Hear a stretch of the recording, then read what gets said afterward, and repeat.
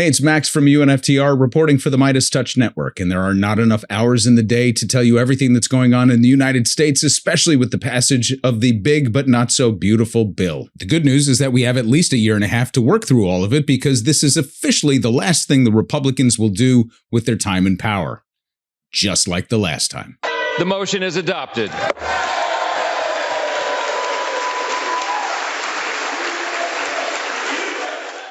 Just as a bell sounding means an angel got their wings, the sound of that gavel means the Keeblers got another elf back. That's right, Keebler stock rose on the news that Mike Little Johnson will return to the tree to assist in making cookies now that he's stolen money from poor people all over the country. But I'll tell you this, the glee on the House floor is going to be quite the contrast to the reception that GOP House members are going to receive back in their districts when these cuts take hold. As we've said before, this is an absolute bloodbath for red states, with cuts to Republicans so deep, they've already taken half of Trey Gowdy's head. In all seriousness, it can be exhausting to constantly wade through the torrent of negativity and prognostications of economic calamity, and I totally get it. Sadly, I offer no reprieve because I believe that this bill is going to be even more horrific than people realize. Now, I know I'm new here on Meidas, so you'll have to take my word that I'm really not prone to histrionics or chicken little predictions. I take a very rational approach to economics, but I view the world through a progressive lens. And right now, all I see is darkness. But my job is to translate the numbers into a social and political narrative to help shape our understanding of the economy. Now, in the coming months ahead, and hopefully years together, we're going to pick apart the data to reveal a larger narrative about the deliberate attempt to undermine the American people and destroy this economy. As a wise man once said, fascism in America would be wrapped in the American flag and heralded as a plea for liberty and preservation of the Constitution. And I mean literally a wise man. Those words were written by James Waterman Wise in 1936. The translation in the modern era is, of course, MAGA. So today what I want to do is continue on a quick journey through some of the labor and economic data, because there's a massive sinkhole opening up in both the labor market and the greater economy that's being masked by demographic reporting metrics, stock market performance, and recent payroll figures that were just released. And at the end of the episode, I have something to give anyone interested in going deeper into this learning journey, plus two unbelievable pieces of information. Now, one will demonstrate the sheer depravity of this bill, and another will show you that even they have no idea how bad this is about to get. And I promise it's worth the wait. So let's go. Jobs report. I wouldn't look for this to make an easy more likely. 147,000 jobs. Definitely a bit better than expected, no matter what your range was, whether it was closer to 100 or 115,000. It's a pretty good number. And guess what? If we look at the 2-month revision, it's positive. I think we could see growth in excess of 3%. Wow, 3% growth on the back half of the year. That's impressive, especially considering they just revised first quarter GDP down to negative 0.5%. And oh my, how about those payroll numbers? Woof! Everyone was pretty nervous the day before when ADP released private payroll figures, which were expected to increase by 100,000, but were instead negative 33,000. But if the non-farm payroll numbers were at a solid 147,000, then I guess everything's okay. The economy's just humming along. Well, here's how those top-line numbers work to mask the underlying data that nobody really wants to talk about. The private payroll numbers and the public non-farm figures will blend together over the coming weeks, and revisions to prior months will continue to be made. And so the pundit class is going to look at everything in month-over-month terms and say, well, things seem to be holding on. Or they'll look at reports like this one from Challenger, Gray, and Christmas. It's known informally as the Challenger Layoffs Report. And they'll say, well, June doesn't look bad when you compare it to the nightmare first quarter when Doge was ripping government agencies to shreds. As you see here, even compared to May, the June numbers are better. But of course, if you go back to the end of the Biden summer numbers, they're nearly double. So that's still not the real story. This is where things start to fall apart. So this is the labor participation rate. And we've covered this briefly before, but essentially, the Federal Reserve and other agencies monitor this along with something called prime age labor participation rate. The difference being that this chart measures everyone above the age of 18 who isn't in school, the military, or on qualified disability. And it shows what percent of all Americans in this category have employment. And that's all kinds of employment: full-time, enough part-time to not be on unemployment, gig work, etc. So even though we added all these jobs and the unemployment rate technically fell to 4.1% in June, fewer people in America are working. That's the dip in the red circle right there. So think about that number for a second before we go to the next chart. It means that only 62% of Americans above the age of 18 and not in school or the military are working. Now that seems kind of bad on its face, right? Hold that thought though, and let's drill down a little deeper. So this is from the Bureau of Labor Statistics, and it speaks to Americans who are considered marginally attached to the labor force and the number of discouraged workers who are out of the workforce and think there's nothing for them. So marginal workers increased by 234,000 in June, and discouraged workers went from 256,000 to 637,000. So to be clear, these marginally attached workers aren't working, but indicated they had at least looked for a job in the last 12 months. The discouraged workers have all but given up. So you can already start to see that the numbers and the optimism aren't really adding up, right? Well, hang tight and let's drill even deeper. Okay, so this one is a little text heavy, so just focus on the highlighted figures for a moment, because this is where things start to crystallize about what's happening in the labor market. Now, we're looking at almost the entire population in absolute terms. As of June 2025, there are 273 million Americans above 18 years old and not in college or in the military. The absolute total from 18 to death of people who can theoretically work. So you see on the right side, there's our 62% participation rate. Now, compared to last year, the same time, all the way to the left, it's down a full percentage point. But this still counts the people in, quote, unemployment who had a job but lost it and are actively seeking another one. So if we take those people, the true participation rate is 59%, which is down from 60% the same time last year. So now I want you to think about this in the context of the bill that just passed. Forget the 18 and over and just take the raw figure of the total population of the United States.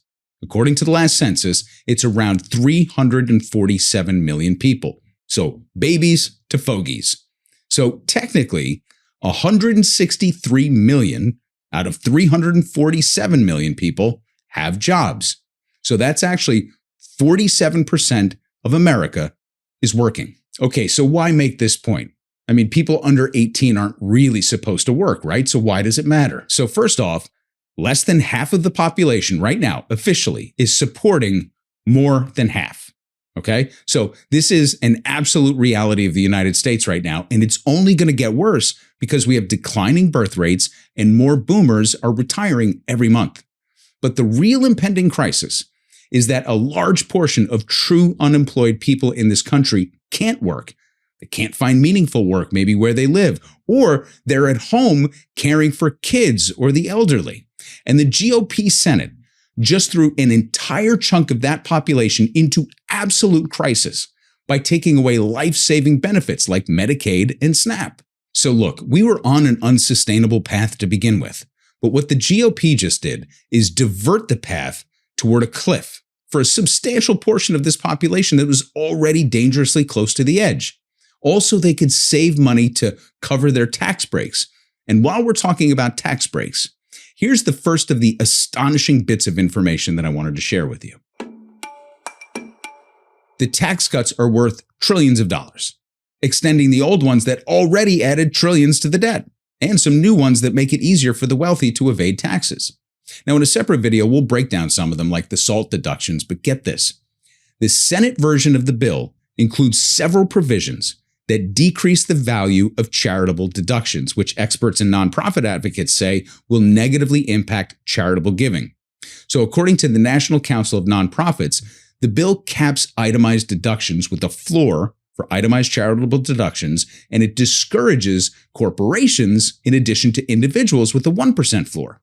So all told, They estimate that an $81 billion decrease in charitable giving will occur over the next decade. I mean, this is the stuff that makes you realize just how depraved the GOP is. The only thing they made more difficult for millionaires and billionaires was to give money to charity. Now, if you're wondering why they would do such a thing, I would implore you to read Project 2025. They're really coming through on their bizarro libertarian Darwin idea to thin the herd. They are okay if more poor people die. That's the lesson here. Now, for the second astonishing point, before I leave you with some helpful resources if you're into this kind of stuff, check this out. All right, I'm going to show you a chart that's going to look crazy at first, but it'll make sense very quickly, I promise. There's something called a repo market. Now, anyone in the financial services industry will know what this is, but if you're outside of it, it means that somebody's probably coming for your car because you're late on your payment, but that's not this. So, when banks settle large transactions, they value the transaction can be more than what they actually have in cash at the moment. So think of it as like a pawn shop for banks, right? So banks are pledging collateral while trades settle, and other banks, the largest one being the Federal Reserve, supply the cash to make sure everything goes smoothly. And when it's done, the collateral is released and then everybody gets their money. So the system works because the Fed is always there as a lender of last resort. And that's a term that you might have heard before. Well, that's what it means. So after the financial crisis, the repo market, with the Fed leading the way, made sure to heavily capitalize the overnight market so that we never had a repeat where people wake up in the morning and all of a sudden there's a run on the banks. So every night around the world, literally trillions of dollars are loaned to organizations and to banks, and they got to settle these business items, and then everything is paid back the next day. And it flows pretty smoothly. It's actually a pretty amazing system. So now let's look at the chart now that you have that context. All the way to the left, you can see how the Federal Reserve and the other liquid institutions had to pour money into the settlement markets because the world blew up during COVID. The reason the Fed was trigger ready with a response, though, is because of the lessons learned during the financial crisis. But look just to the left of the COVID crisis flag, and you'll see something that I labeled as the 2019 surprise. So even though it didn't make the regular news cycle, in 2019, at the end of a fiscal quarter, the settlement market went upside down, and it caught everyone off guard. So essentially, there wasn't enough money in the system to cover the big bets in the transactions. Now, this particular case was actually due to kind of a positive economic matter because companies were selling large quantities of assets so they had cash on hand to pay their tax bills. So ever since that moment, the Fed has also increased liquidity at the end of every quarter. That long, straight, flat line at the bottom from COVID until now is the Fed having learned exactly that lesson. So now look all the way to the right, and you'll notice that on June 30th, 2025, the Fed had to pour money into the system again, $11 billion overnight. Now, the Fed knows quarter end, they need to have money ready. It also knows that profits are down substantially this year, so it really shouldn't have been a problem or an unforeseen issue. So what's going on here? Well, for all the money invested all around the world, there's 3.5 times that in leverage. So pretend for a moment that you as a person, you're a company or a country, and you have $1 in the bank, but you owe $3.50. So as long as you have to pay out less than that dollar, you're okay. But what happens when the person you owe that $3.50 to comes and says, hey, today I need $1.25. So we didn't fall short in the repo market because companies were so profitable they had to sell things to pay tax bills. It means that debt and investments were being called at the end of the quarter to clean up books at the end of fiscal calendars. It wasn't catastrophic now, but it was the second time that the United States ran into a liquidity crisis this year. So to put that in context of the big budget bill, more Americans are going to struggle to pay mortgages and car payments. Medical debt is going to explode. Student loan defaults and credit card defaults are already skyrocketing. That's the average American consumer. When the consumer stops spending money, it means that it bleeds to corporate America.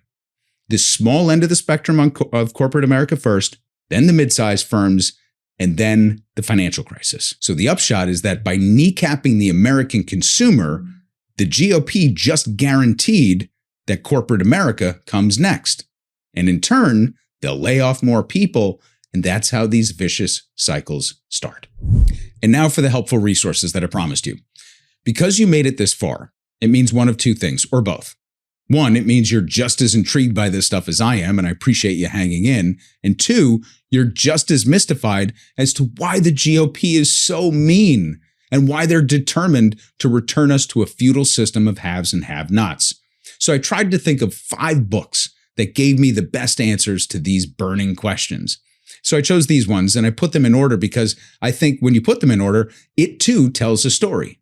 The first is a classic you might have already read called Dark Money by Jane Mayer. So this explains where the money to fund the movement to destroy America comes from. Then we've got Democracy in Chains by Nancy MacLean. MacLean pairs the dark money names with the academic and policy faces that created the agenda. Then my new favorite, Quiet Coup by Mehrsa Baradaran. Now that just came out this year.